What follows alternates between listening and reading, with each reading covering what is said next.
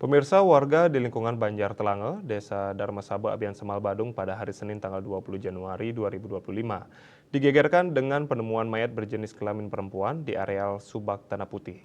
Penyebab kematian masih dalam penyelidikan pihak kepolisian. Identitas korban diketahui bernama Nimadi Kormi, warga 70 tahun, yang tinggal di Banjar Darmasaba, Desa Darmasaba, Kecamatan Abian Semal Badung. Saat itu sekitar pukul 10 WITA, warga Made Cekeg hendak melihat aliran sungai sawahnya dan melihat korban sudah dalam keadaan tergeletak. Kemudian saksi mendatangi keluarga korban. Atas informasi tersebut, pihak keluarga mendatangi lokasi tersebut dan memastikan keadaan korban yang selanjutnya melaporkan ke klien dinas dan Babin Kamtibmas Desa Darmasaba.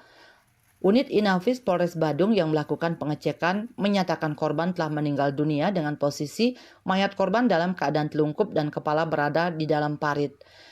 Kulit rambut kepala korban sudah mulai terlepas. Diduga korban meninggal sekitar 2 hari yang lalu berdasarkan keterangan keluarga korban.